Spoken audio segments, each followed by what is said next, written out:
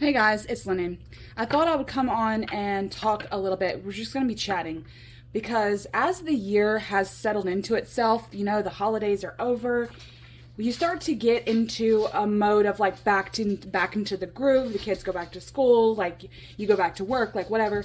And I started writing a few things down that I would consider like the asking the tarot the hard questions. And I get inspired sometimes to ask it the more unconventional questions, and even if I don't get an answer, like even if it's something it's kind of still vague, it still leaves me with a satisfaction. And the thing that I wanted to talk about today was, let's ask it the hard things. Let's ask it what I want to call, let's ask the tarot what we can't know, and the Thoth is my go-to for stuff like this, like for the harsh questions, for the questions that are like more philosophical, fanatical, things that I might not get an answer for. The Thoth is always the best deck for me to do that with. And one of the first things I wrote down was what we fear the most. And I don't know what I fear the most. Now, this does not counting, I don't think this counts like an actual phobia you have. But I personally don't have any kind of phobia. Something that, an affliction like a phobia is something that cripples you with fear. And I've never had one of those. So I'm not 100% sure what I fear. Even let's go further and say what I fear the absolute most. And if you don't have a phobia of some kind, then can we really know what it is that we fear the most? Can we even know that? And I wanted to be able to ask the tarot this, what is it that I fear the most, and see what it says. Like I said, even if the answer is vague, that's still an answer to me, So let's see what we get. Wow, I got the moon. That is such a good card for this question. Oh my God. It's like, what I fear the most is not knowing. Is illusions. Is something that's shrouded. Is something that's veiled. Is my fear veiled, or is my ability to sense fear veiled? Or is it the fact that things are veiled? Is that what fills me with the most fear? So see, that's what I would do. And I would spend time wherever I'm at. If I have time to come over here to my tarot table, I do. But, wherever I'm at, if I have a question and it's plaguing me in a vague, veiled way, then I come to the tarot with that stuff. The next thing I wrote down was, what would it feel like to swim without drowning? This doesn't really count the times where you could go to those beaches, those salt beach, the salt where the salt water is so dense, like the salt is so dense in those areas of the world, that you do kind of like, you're kind of buoyant. That's not what I'm talking about. I'm talking about like in a body of water that you cannot touch the ground. How would it feel to swim around and not drown? You can just swim till your heart's content and you don't drown. Now, again, this is going to the places that you're not a championship swimmer. And it's not so much like a time thing where like how long can you actually swim without tiring yourself out. That's not really what I'm talking about. So yeah, no. I love that we got a cups card for this. I cannot express how much I love that we got a cups card for a swim card. I'm just telling you, the Thoth works for this shit. The fact that it's the Four of Cups, there's so much here. Okay, there's so much pouring into these cups. Now, of course, the key word for this is luxury, you know? And to me, that makes me think that swimming in these nice, like, even waves down here would be luxurious. There's a luxury quality to it.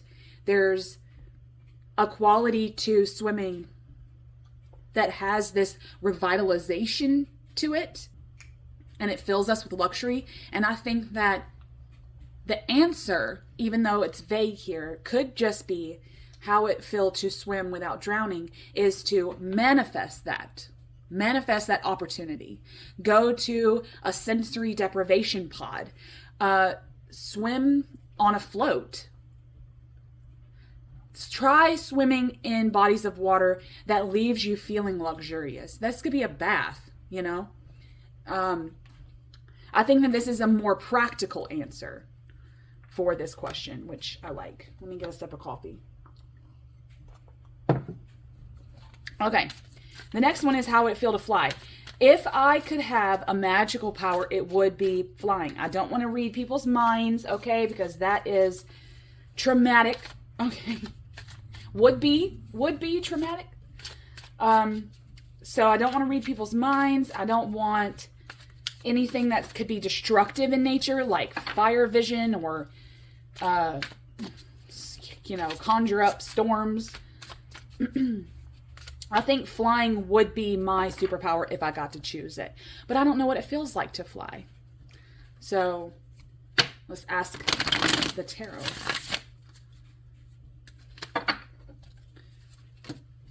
Oh my God. We're getting some really, really good cards. We got death, okay? We got death. How would it feel like to fly? I think that in this context, how would it feel to fly? There's a freedom to flying, right?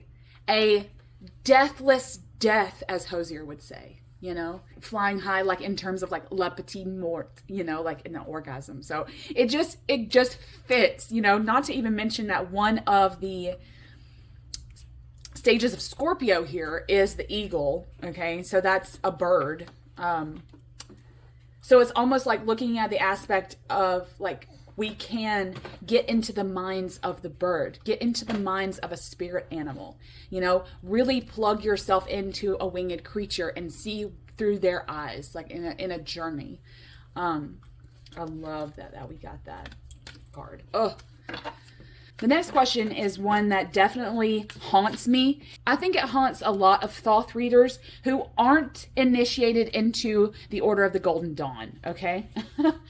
Is the concept of free will. What is it? Is that where the soul resides? Is your free will neural actions that are determined by your past and your present? And this popped out. Wow. We're getting some really, really good cards. Okay, we got the Hermit. You see me shuffling this in real time. The Hermit. Okay, free will. I think that this could mean that free will is the light. But then also the wheat. In this particular Hermit, in the Thoth, there's wheat. So that also means that we cultivate it along with having to have it like it's always lit. Like we cultivate it ourselves. It's a fertile piece of earth that we have to keep seeding and then de-seeding and harvesting and all that. That's what free will is. Yeah, so I love that we got the Hermit. Okay. Next. I wrote a couple of these down to go over with you guys in a public setting on Thoth Thursday, okay? Now, the next one is about biology, okay? I was reading an article. I don't know if I'll be able to find it again.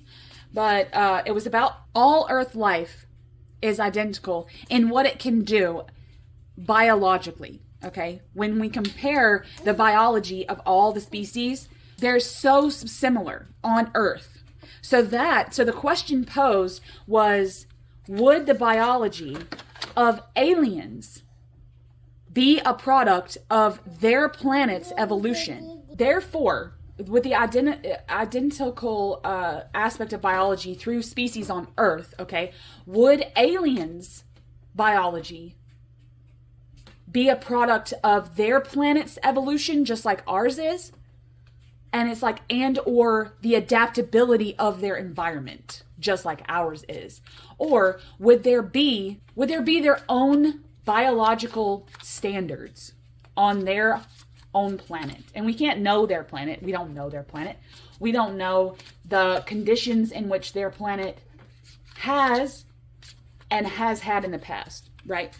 So it's speculative and theory at this point. What aliens biology is. I think the article, it touched on Earth biology, but then so many of us wonder why aliens are depicted as little green men or gray men, because their alien life is so far removed from the consciousness of humans that we have to put features on the alien that would be completely against human or life on Earth. It would have to be completely outside of that for us to even comprehend it. But we don't know that that's the case. Their planet could have the exact same structure as Earth and the exact same evolution and biology structure. So that's the question, I guess. That's the entire kind of question I would ask the tarot.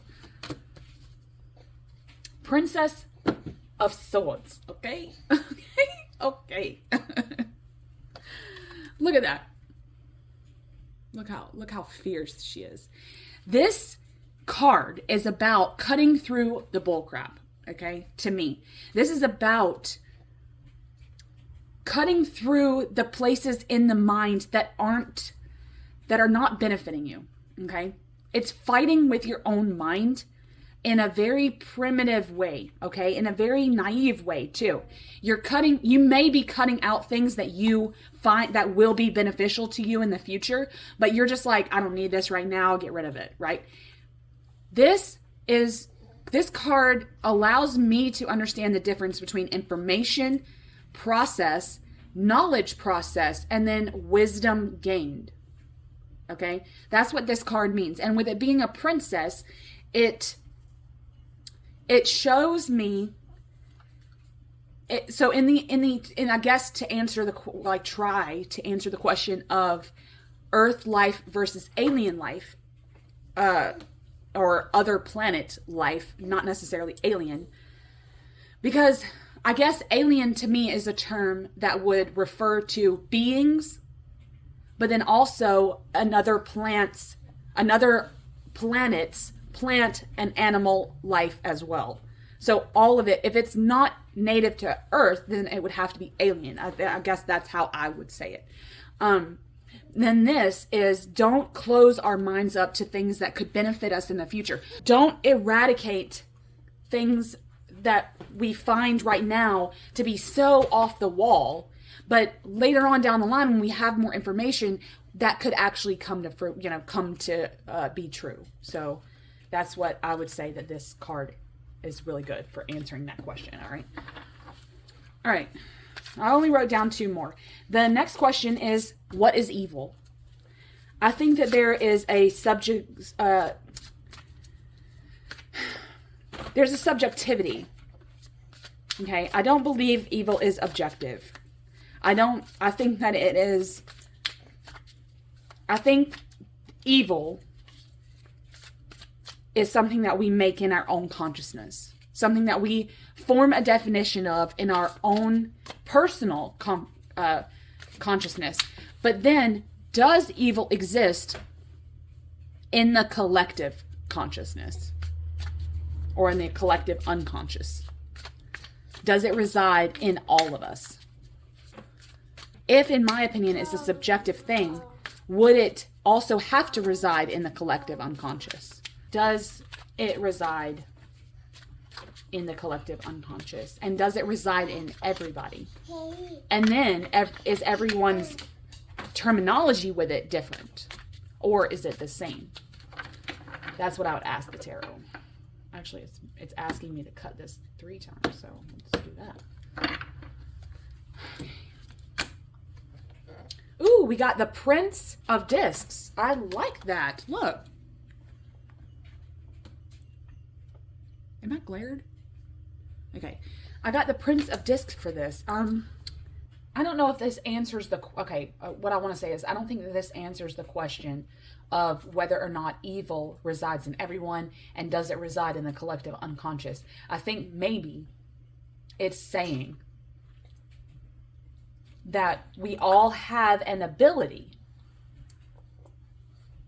to bring evil out. And maybe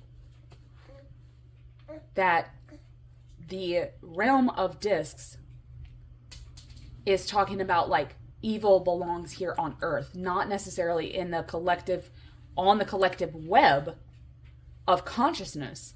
It's something that manifests in the earthly realm. And with it being a prince, it kind of talks to me about that's a primitive thing. That's a primitive emotion. Anger and wrath, those are primitive emotions, violence, whatever you associate with evil. They're primitive emotions that, I don't know, that allow you to be bullheaded, okay? And it may get you places in terms of assertiveness and being notorious, okay? But that's what this Prince of Discus is telling me.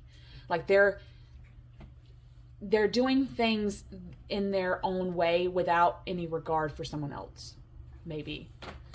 And not that I want to say that the Prince of Discs specifically is empathetic, okay, or unempathetic, but this is just talking to me about how mundane evil feels, I guess. Okay, the last question is kind of a question that I wanted to know myself, and that is, how do I measure my life? Now you could broaden this and say, how do humans measure their life, right? Like you think through accomplishments, through achievements, through how many kids they have, how many jobs they've had, how many creations have they put into the world, How do I measure my life? I'm going to pull a second card to ask, how should I? I think those are two good questions to end on. So, how do I measure my life? Okay, we got the Queen of Cups. Ooh, okay. And then, how should I? Wow. Ooh, golly. Okay, holy crap.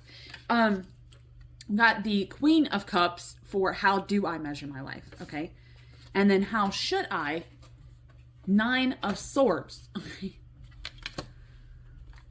Now, the Queen of Cups is a good card for me to talk about how I measure my life, because it kind of talks to me about measuring my life through an emotional landscape, right? Like a very good emotional place. And maybe I choose to have merit there. Like I give myself props for being emotionally mature, okay? And how I go through life is comparing the fact that I am emotionally mature to those that may not be. Say my kids or my husband or my mom or anyone else that I might associate with. Do I compare my emotional maturity to theirs? Or do I come from a place of like nurturement? Do I measure it in love and what love I'm giving and receiving? Like, I guess that's good, right? But then you get how should you measure your life, and you get the cruelty card. Now, I think that this just means, because like, when we get negative cards, okay, it doesn't always mean this, okay? But for me, this could just be how I should measure my life is in the moments, okay? Like in those moments where we think, I'm at rock damn bottom. I am this. I'm at this place. I'm this place, and you never think you can get out of it. And then you do. You do get out. Most of us, okay, I will say, most of us get out of those stages. It takes work. It takes a lot of work. But I don't know. I guess, does this mean to say that you should measure your life in the blood spilt? In the sacrifices that you've made, in the compromises that you've made, in the shaping of your life, in the way that you have triumphed over cruelty. I think this is something good to ponder. So, all right. Well, there was a little bit on some, like, in real life Thoth contemplations that I had. So, I hope you enjoyed. Okay. Let me know what you get up or getting up to with the Thoth. All right. Hope to see y'all on another Thoth Thursday coming up soon. Much love.